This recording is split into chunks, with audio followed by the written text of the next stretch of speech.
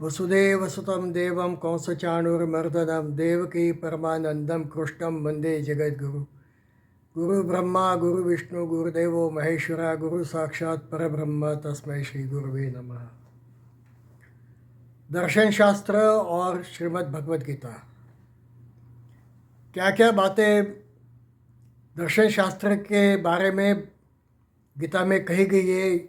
ये एक नया उपक्रम हमने शुरू किया है। पिछले बार हमने देखा कि कितने प्रकार के दर्शन हो सकते हैं। विश्व में बहुत सारे दर्शन हुए और अधिकांश जो दर्शन है वो तीन बातों का विचार करते हैं: जीव, जगत और जगदीश। जीव है या नहीं है, आत्म तत्व जिसको हम कहते हैं। कई दर्शन कहते हैं कि आत्मा नाम की कोई चीज़ है ही नहीं। जगत क्या है, जगत की उत्पत्ति कैसे हुई, और ये विश्व का कोई नियंत्रक है क्या, विश्व का कोई कर्ता है, किसी ने सृजन किया है। तो ये सब जो बातें हैं, जीव, जगत और जगदीश, इसके बारे में कई दर्शनों ने अपने मंतव्य दिए हैं। श्रीमद् भगवद गीता में इसकी विस्तृत चर्चा की गई है कि जीव क्या है, जगत क्या है, जगदीश क्या है।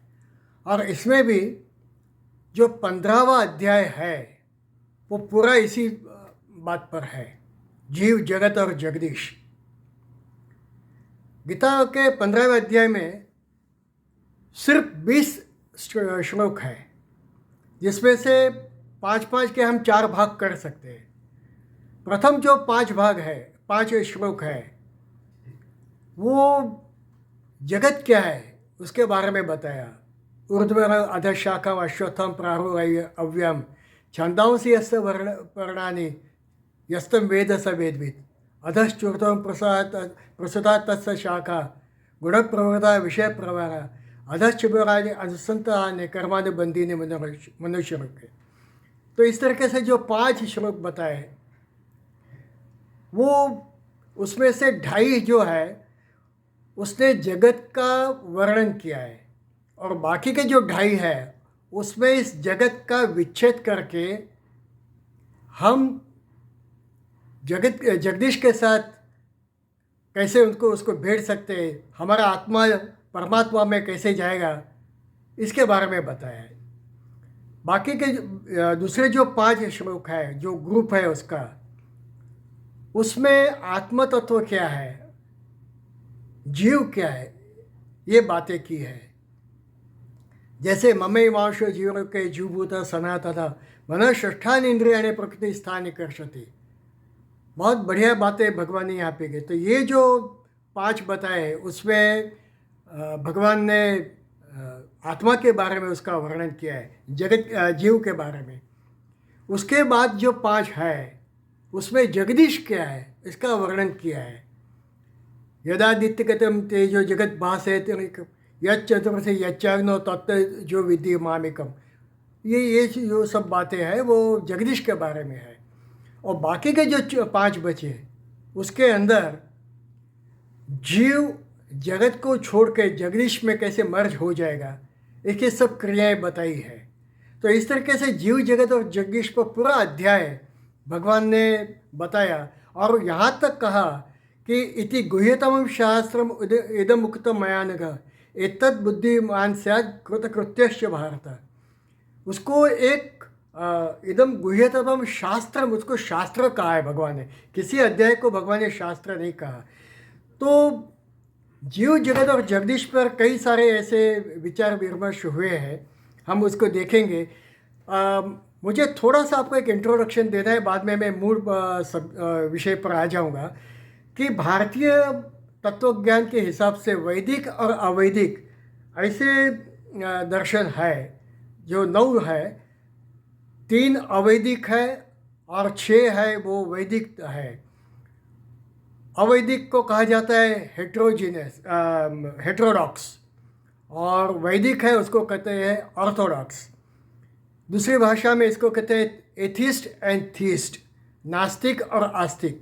नास्तिक का अर्थ ये नहीं कि भगवान में नहीं मानते, पर ये जो अवैदिक हेट्रोडॉक्स जो तत्वज्ञान है, दर्शन है, वे वेदों में नहीं मानते, इसलिए उनको नास्तिक कहा गया है। और बाकी के जो छः है वो वेदों में उनका वेदों को प्रमाण मानते हैं, इसी कारण उसको आस्तिक कहा गया है। तो जो नास्तिक है, हेट्रोडॉक्स है, जिसको एथिस्ट कहा जाता है। एथिस्ट में तीन है, एक चार्वाक है, दूसरा बौद्धिज्म है और तीसरा जैनिज्म है। उसमें चार्वाक को तो ईश्वर में भी श्रद्धा नहीं है, आत्मा में भी श्रद्धा नहीं है, कर्म में श्रद्धा नहीं है, पुनर्जन्म की भी वो बात नहीं करता है। ये तो पूरा उसको एथिस्ट कहा गया है। दूसरे दो जो है, या गौतम बुद्ध और महावीर स्वामी ने जो कहे, जैनिज्म और बौद्धिज्म, उसमें भगवान को माना गया है, पर ये वेदों के विरुद्ध में बताया उन्होंने। और भगवान का भी कौन सा रूप है, इसके बारे में थोड़े भिन्न भिन्न उनके मत है। तो हम कह सकते हैं कि वो थीस्टिक एथिस्ट है। ये तीन हो गए। अब जो थीस्ट है, आस्तिक है, जिसको ऑर्थोडॉक्स कहा गया है, उनमें छः है, जिसमें दो दो के तीन ग्रुप बना सकते हैं। प्रथम दो है वो गौतम का न्याय शास्त्र है। गौतम यानी अक्षपाद गौतम करके थे, वो ऋषि थे, 6ठी शताब्दी में हुए ऐसे माना जाता है। और दूसरा है कनाड का वैशेषिका। ये दोनों जो है वो परमाणुवाद में मानते हैं और वेदों में मानते हैं, पर कहते हैं कि यदि हमारे मंतव्य में यदि वेद का प्रमाण नहीं है तो नहीं मानेंगे वेदों को, इसलिए उनको एथिस्टिक थीस्ट कहा गया है। दूसरे जो है वो सांख्यवाद है, कपिलाचार्य का सांख्यवाद, और दूसरा है महर्षि पतंजलि का योग शास्त्र। हम जो योगा योगा योगा करते हैं वो योग शास्त्र है। वो शब्द योगा नहीं है, बहुत ही खराब उच्चार है, उसका उच्चार है योग, तो हम भी योग कहेंगे। तो सांख्य शास्त्र और योग शास्त्र। सांख्य जो है वो निरीश्वरवादी है, उन्होंने 25 तत्व कहे, मैं बाद में उसके बारे में बताऊंगा। और जो महर्षि पतंजलि जो योग शास्त्र बताया वो स्वईश्वरवादी है, सेश्वरवादी उसको कहा जाता है।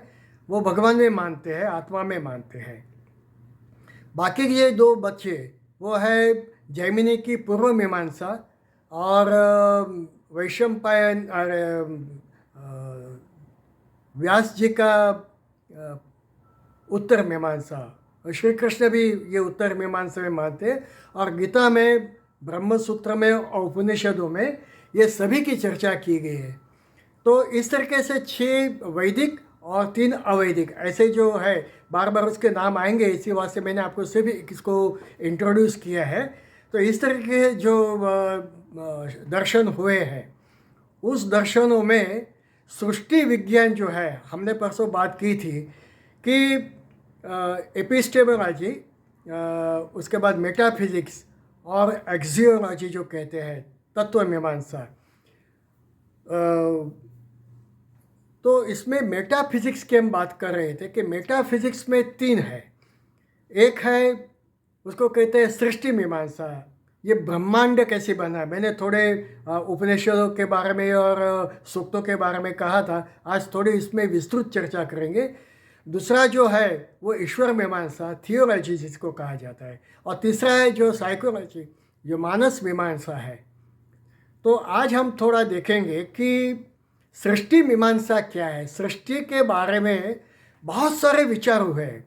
बिग बैंग थियरी एक है, स्टेडी स्टेट थियरी है, ऑक्सीलेटिंग थियरी है, और अभी अभी जो एक वैज्ञानिक हो गए स्टीफन हॉकिंग करके, उनकी जो थियरी है। तो ऐसे विविध थियरी है। इसकी विस्तृत चर्चा तो हम नहीं कर सकते अभी, पर वेदों ने इसके बारे में क्या कहा। मैंने नासदीय सूक्त, हिरण्यगर्भ सूक्त, पुरुष सूक्त और नारायण सूक्त के बारे में आपको बताया था थोड़ा सा। आज देखेंगे कि ये जो सृष्टि के बारे में जो बताया गया उसमें एक वैदिक गणित है। ये वैदिक गणित बहुत ही अच्छा गणित है, बहुत ही डिटेल में है। मैं थोड़ा थोड़ा ऊपर से आपको बताऊंगा कि ये सृष्टि कब बनी, कैसे बनी, और इसका जो गणित है और आगे क्या होगा, कितने वर्षों के बाद क्या होगा, ये गणित उसने बताया है। गीता के 8वें अध्याय में जो 17वां श्लोक है, सहस्त्रयुग पर्यंतम आर्यत ब्रह्मणो विदु रात्रिम युग सहस्रांतम तेहो रात्रो विदो जनाः। ब्रह्मा की हजारों युगों की एक रात्र है, ब्रह्मा के हजारों युग का एक दिन है। ये बात भगवान ने बताई। ये क्या हजार युग क्या है, इसके बारे में देखेंगे। तो ऐसे कि हम दो आयन की बात करते हैं, उत्तरायण और दक्षिणायन। अब सितंबर महीने में 21-22 के आसपास जो इक्विनॉक्स कहा जाता है, उस दिन और रात दोनों एक होंगे, सूर्य विषुववृत्त पर होगा और वो आहिस्ता आहिस्ता दक्षिणायन होएगा, दक्षिण जो हेमिस्फीयर उसमें जाएगा, तो हम उसको कहते हैं दक्षिणायन। और जब वो उत्तर में आता है, मकर संक्रांति जो कहा जाता है, ऐसे तो मकर संक्रांति नहीं है, पर 22-23 दिसंबर के आसपास सूर्य उत्तर में आने का शुरू हो जाता है विषुववृत्त से, तो उसको उत्तरायण कहा जाता है। और हमारी बहुत गलत फहमियाँ है कि उत्तरायण में जो मरते हैं उनको स्वर्ग प्राप्ति होती है, और दक्षिणायन में जो मरते हैं वो उनको स्वर्ग प्राप्ति नहीं होती, वो फिर से पृथ्वी में आते, उनका पुनर्जन्म होता है। ऐसी बातें नहीं है। ये जो बहुत गलत फहमियाँ जो है, ये बताता हूँ मैं इसके बारे में। तो ये जो आयन है 6-6 महीने के, यानी 360 दिन हमारे 360 दिन ये देवताओं का एक दिन और एक रात्र है। एक आयन वो देवता का एक दिन है और दूसरा आयन ये देवताओं के एक रात्र है। तो ये जो 360 दिन है वो देवता का एक दिन है। अब हमारे जो 4 युग है, कृता, त्रेता, द्वापर और कली युग, ये जो 4 युग है उसके 4000, 3000, 2000 और 1000 ऐसे वर्ष है कि 4000 वर्ष तक कृता युग, उसके 3000 वर्ष बाद ये त्रेता युग आएगा, फिर 2000 वर्ष का द्वापर युग और कली युग का 1000 वर्ष। इस तरीके से 10,000 साल हो गए। अब एक कृतायुग समाप्त होते ही त्रेतायुग शुरू नहीं होता, उसके बीच में एक जो संधि है उसको रुपुस्तात क्या कहा जाते हैं, वो होता है। आगे पीछे करके उसके 400 साल, द्वापर के बाद उसके 300, ये त्रेता के बाद 300, द्वापर के बाद 200 और कली के बाद 100। इस तरीके से 400, 300, 200, एक ये संधि चारों के बीच में होती है। तो इसको कहता है रुपुस्तात। ये सब होके 2000 साल होते हैं, आप गणित कर सकते हैं। इस तरीके से ये 12,000 साल हो गए। अब ये 12,000 साल जो है, 12,000 वर्ष, ये है, उसको महायुग कहा गया है मनुष्यों का, और देवताओं का एक युग कहा गया है 12,000 वर्षों का। तो 12,000 इंटू 360 कर देंगे तो 43.20 लाख ईयर्स जो है, इतने वर्षों का एक युग बन जाता है। अब ये इस तरीके से देवताओं के जो है वो 71 युग है। देवताओं के उसको एक मनवंतर कहा गया है। हम गीता के बारे में देखें तो गीता ने भी इसके बारे में बताया है कि गीता ने जो बताया कि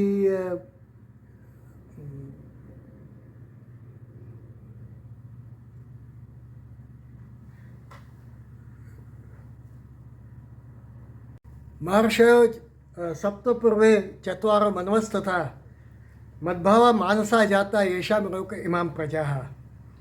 अब इसमें महर्षय सप्तपूर्वे चत्वारो मनवस्तथा, चत्वारे यानी जो ब्रह्मा के 4 पुत्र है, सनत, सनानंत, सनत कुमार, सानंदन, ये जो 4 पुत्र है उसके बारे में भगवान ने कहा है महर्षय सप्तपूर्वे। महर्षय जो 7 महर्षि है उसकी बातें हैं, और मनवस्तता जो मनु है तो 14 मनु है। ये जो मनवंतर है भगवान के देवताओं के 71 युग, उससे एक मनवंतर बनता है, और ऐसे 14 मनवंतर हो जाते हैं। ठीक है, और उसको भी जोड़ने के लिए ये जो 14 मनवंतर है वो उसका भी रुपुस्तात होता है, तो ऐसे 15 रुपुस्तात होता है। इस तरीके से हजारों युग से ब्रह्मा की एक रात्र होती है, और हजारों युग से एक ब्रह्मा का दिन होता है, और इस तरीके से 4.32 कोटि वर्ष का एक दिन और 4.32 कोटि वर्षों की एक रात्र ब्रह्मा की होती है। जब ब्रह्मा का दिन होता है तब प्रोडक्शन शुरू हो जाता है, और जब ब्रह्मा की एक रात्र आती है तब प्रलय शुरू हो जाता है। और जब सभी जीव ये उस ब्रह्म में विलीन हो जाते हैं तो उसको वहाँ पे तीनों गुण जो है वो समान हो जाते हैं। तो ये प्रकृति होती है, ये सम प्रकृति हो जाती है, ऐसे जो मान्यताएं है। तो इसके बारे में भगवान ने कहा कि अव्यक्ता व्यक्त सर्वे प्रभवन्ति अहरागमे रात्रागमे प्रलयन्ते तत्रै अव्यक्त संज्ञके भूत ग्राम से एवायम भूत्वा भूत्वा प्रलयते रात्रागमे अवश्य पार्थ प्रभवन्ति हरागमे। अब देखो इसमें बताया कि ब्रह्मा का जब एक दिन शुरू हो जाता है तो भूत ग्रामम एवायम भूत्वा भूत्वा प्रलयते, उसमें से फिर से वही जन्म होते जाते मरेंगे, फिर से जन्म होता है, मरते फिर से जन्म होता है, ऐसे होता ही रहेगा जब तक ब्रह्मा का एक दिन खत्म नहीं होता तब तक। 4.32 कोटि ईयर्स, इतने करोड़ वर्षों का एक ब्रह्मा का दिन है। तो ये जो प्रोडक्शन होता है वही का वही होता है। अब जब प्रलय हो जाएगा वो सब प्रोडक्शन भगवान में फिर से वो पॉइंट में वापस आ जाएगा। एक छोटा सा उदाहरण दूँ कि जैसे हम सुबह में कंप्यूटर को ओपन करते हैं और उसमें से एक के बाद जैसे हम आर्किटेक्ट है उसमें से बहुत सारे ऑटोकैड मैप्स निकालते हैं, तो एक के बाद इतने सारे मैप्स हो जाते हैं। जब रात आती है, ये शाम का समय आ जाता है, हम एक के बाद एक बंद करते जाते सब मैप्स फिर से एक पॉइंट में, वो जो चिप होता है एक पॉइंट, उसमें चला जाता है। इसी तरीके से एक पॉइंट में से सब वापस उसका प्रोडक्शन होता है, इसी तरीके से उसका नाश होता है। नाश नहीं कहेंगे हम, उसका प्रलय होता है और फिर से वो ब्रह्म तत्व में सब चले जाते हैं। तो ये जो सृष्टि का उत्पादन है, सृष्टि कैसे बनी, इसके बारे में ये जो वैदिक गणित है, तो एज सच 8.64 करोड़ वर्षों का ब्रह्मा का एक रात्र और दिन है। ये जो प्रोडक्शन भगवान करते हैं तो स्वयं भगवान तो जो होते हैं उनमें से ही होता है। और पुरुष सूक्त में कहा गया कि एतावान से महिमा अतो जाया गौश पुरुष पादों से विश्वभूतानि त्रिपाद अस्यम अमृतम देवी त्रिपाद ऊर्ध्वय उदय पुरुष पादों से स भव पुनः ततो विश्व व्यक्रामत साशनान शनै अभि। ये जो बताया कि एतावान से महिमा अतो जाया गौश पुरुष पादों से विश्वभूतानि, ये भगवान का जो ये ब्रह्म तत्व जो है उसका सिर्फ एक भाग में से ही पूरा ब्रह्मांड बना है। ये हमारे वेद कहते हैं। वेदों की ये सृष्टि की उत्पत्ति कैसे हुई इसके बारे में बता रहे हैं पुरुष सूक्त में।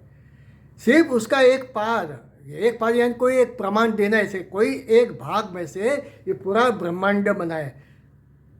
एतावन से महिमा अतो जाया गौश पुरुष पादों से विश्वभूतानि त्रिपाद अस्य अमृतम दिवी। त्रिपाद जो उसका है 3/4 वो तो अभी अनयूटिलाइज रहा है, और इसमें से फिर से प्रोडक्शन शुरू हो जाता है। जब एक बार प्रलय हो गए फिर से उसका प्रभाव हो जाता है, तो प्रोडक्शन फिर से बनता है। त्रिपाद अस्य अमृत, त्रिपाद ऊर्ध्व उदय पुरुष पादों से स भव पुनः ततो विश्व व्याक्रामत साश नाना निशबी। ये सभी नाशिवन सेंटेंट इंसेंट ऑब्जेक्ट, ये सब कुछ जो है वो उसका जो 1/4 पोर्शन है उसी से ये सब प्रोडक्शन शुरू हो जाता है। इस तरीके से एक विचारधारा उसमें बताई है भगवत ये पुरुष सूक्त में बताई है। अभी यही बात भगवान ने फिर से 8वें अध्याय में बताई, 8वें और 9वें अध्याय में बताई। सर्वभूतानि कौन्तेय प्रकृति यान्ति मामेकम कर्पक्षय पुनस्तानि कर्पादु विसृजाम्यहम् प्रवृत्तिस्थाम अवष्टभ्य विसृजामि पुनः पुनः भूतग्रामम इमं कृष्णम अवश्यम प्रकृतिर्वशात्। 8वें अध्याय माफ कीजिए 9वें अध्याय का 7वां और 8वां श्लोक है, बहुत महत्व का है, जिसमें से भगवान ने यही बातें सृष्टि की जो ये उत्पत्ति है वो कैसे होती है इसके बारे में बताया कि प्रकृति यान्ति मामिकम, इस प्रकृति को जो मैं बनाता हूँ उसमें से कर्पक्षय पुनस्तानी, ये जो कर्प मैंने बताया कि 71 कल्पों का एक एक युग होता है। तो जो मनवंतर है, ये कल्प के शुरू में भूतग्रामम, ये पूरे जो जीवित और निर्जीव जो वस्तु है वो उसका प्रोडक्शन शुरू हो जाता है। कल्पक्षय पुनस्तानी कल्पादो विसृजा में हम, और जब ब्रह्मा की रात्र खत्म हो जाए, ये कल्प खत्म हो जाता है 4.32 करोड़ वर्षों का, तो फिर से सब आत्मा, सब जीव जो है वो वापस ब्रह्म तत्व में चले जाते हैं। तो यहाँ पे भगवान ने किस तरीके से प्रोडक्शन होता है इसके बारे में बताया। और बाद में उन्होंने कहा कि 10वां जो श्लोक है 9वें अध्याय का, कि मया अध्यक्षेण प्रकृतिम सुते सचराचरम हेतु नाने न कौते जगद विपरिवर्तते। मया अध्यक्षेण प्रकृतिम सुते सचराचरम, मैं वो प्रकृति को निर्माण करता हूँ। मया अध्यक्ष ने, मेरी अध्यक्षता में ये पूरा ब्रह्मांड जो है उसमें सचराचर जो है उसमें जो भी चेंजेस होते हैं वो सब मैं कर रहा हूँ। आई एम द डायरेक्टर, मैं इसका सर्जक हूँ, मैं ही इसका विसर्जन करता हूँ। मया अध्यक्षेण प्रकृति सुते सचराचरम हेतु नाने न कौते जगत भी परिवर्तन, जितने भी परिवर्तन जगत में होते हैं वो सब मेरे अध्यक्षता में होते हैं। और मैं आपको बात बताऊं कि पूरा 14वां अध्याय ये सृष्टि विज्ञान के बारे में बताया गया है। सृष्टि कैसे निर्माण होती है, भगवान ने 14वें अध्याय का 3रा और 4था श्लोक इसके बारे में भगवान ने बताया कि मम योनित महद ब्रह्म तस्मिन् गर्भम दधामि संभव सर्वभूतानां, मम योनित महद ब्रह्म तस्मिन्, मम योनि महद ब्रह्म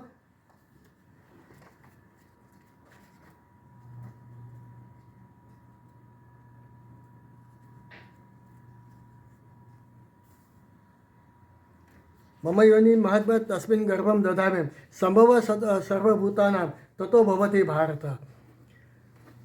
मैं ये जो प्रकृति है, मूल प्रकृति भी, जब मैं सांख्योग पर आऊँगा तो मैं आपको बताऊँगा कि प्रकृति और पुरुष दो ही माना जाता है सांख्य में। वो कहते हैं एक प्रकृति एक पुरुष है, और प्रकृति में से प्रोडक्शन शुरू होता है। जब प्रकृति को ऐसे होता है मैं बहुत कुछ हो जाऊँ, बहुसम प्रजाएं ये थी, ये उपनिषदों में भी ये बताया है, और प्रकृति में से सब प्रोडक्शन शुरू होता है। यही बात भगवान कहते हैं, जो पूरी प्रकृति जो है वो मेरा महागर्भ है, ये ब्रह्मा जो है मेरा गर्भ है। मम योनित महद ब्रह्म, ये जो महद ब्रह्म है वो मेरा गर्भ है। मम योनि महद ब्रह्म तस्मिन् गर्भम ददाम्यहम्, उसमें मैं गर्भ रखता हूँ। संभव सर्वभूतानां ततो भवति भारत, इसके कारण ही सब भूत, ये जो प्राणी मात्र है वो उसमें इनका प्रोडक्शन होता है, इसका कारण मैं हूँ। इतना ही नहीं, उन्होंने बाद में बताया सर्व योनिषु कौन्तेय मूर्तयः संभवन्ति तासां ब्रह्म महद योनि अहम बीजप्रद पिता, मैं बीजप्रद पिता हूँ, मैं वो गर्भ रखता हूँ। सर्व योनिषु कौन्तेय, सभी प्रकार के जो जीव है, जीव सृष्टि है, उसमें सेंटेंट इनसेंटेंट ऑब्जेक्ट्स भी आते हैं, क्योंकि उसमें अणु परमाणु का विभाजन तो होता ही है। तो ये पूरा जो ब्रह्मांड है वो संभव होता है क्योंकि मैं ही उसका पिता हूँ, मैं उस पर गर्भ रखता हूँ, और ये प्रोडक्शन होता है। तो इस तरीके से भगवान ने 14वें अध्याय में सृष्टि की उत्पत्ति कैसे हुई इसके बारे में बहुत बड़ा वर्णन किया हुआ है। अब वेद मानते हैं कि वो ब्रह्म तत्व जो है उसका थोड़ा भाग में से ये पूरी सृष्टि बनी। 10वें अध्याय में भगवान ने अर्जुन को कहा अथवा ज्ञातेन किम अथवा बहुना एतेन किम ज्ञातेन भवार्जुन तवार्जुन विष्टभ्य इदम कृष्तम एको अंशेन स्थितो जगत। अर्जुन, मेरे एक अंश में से पूरा ब्रह्मांड बना है। ये भगवान 10वें अध्याय में बता रहे हैं कि तुझे और जान के क्या करना है। अथवा बहुना एतेन किम ज्ञातेन तवार्जुन, अर्जुन तुम्हें और जानकर क्या, क्योंकि भगवान ने उनका जो ये बताया, जो उनकी जो सृष्टि में कहाँ वो है ये सब बताया भगवान ने, अपनी विभूतियाँ बताई, प्रमुख प्रमुख विभूतियाँ जो बताई है। तो अंत में भगवान ने कहा कि मैं तुझे कितना बताऊँ, इसका तो कोई अंत ही नहीं मेरी विभूतियों का, तुझे और जान के क्या है। तो एक ही जान कि एको अंशेन स्थितो जगत, मेरे एक अंश से ये पूरी सृष्टि निर्माण हुई है। अब ये बात भगवान बता रहे हैं। और आश्चर्य की बात है कि आज के विज्ञान में कई ऐसे वैज्ञानिक हैं जो मानते हैं कि भगवान है नहीं। जैसे स्टीफन हॉकिंग जो है, मैंने उनकी एक पुस्तक पढ़ी तो उसमें उन्होंने बताया कि भगवान है कि नहीं है मुझे पता नहीं, मैं नहीं जानता भगवान है या नहीं, पर मैं इतना अवश्य कहता हूँ कि सृष्टि के उत्पादन में उसका कोई योगदान नहीं है। अब देखो कितनी विरोधाभास है दर्शनों में। वे कहते हैं कि भगवान का कोई योगदान ही नहीं है सृष्टि के उत्पादन में, वह ऐसे ही बन गई है। जैन शास्त्र भी इस तरीके से बात करता है कि सृष्टि न तो उत्पन्न हुई न तो उसका कोई नाश है। और हमारा वेद और हमारे उपनिषद और गीता कहती है कि ब्रह्मा का दिन होता है तब सृष्टि निर्माण होती है, और ब्रह्मा के जब रात्र होती है तब उसका प्रलय हो जाता है। और मैं ही वो प्रभव प्रलय स्थानम, मैं ही वो सब करवाता हूँ।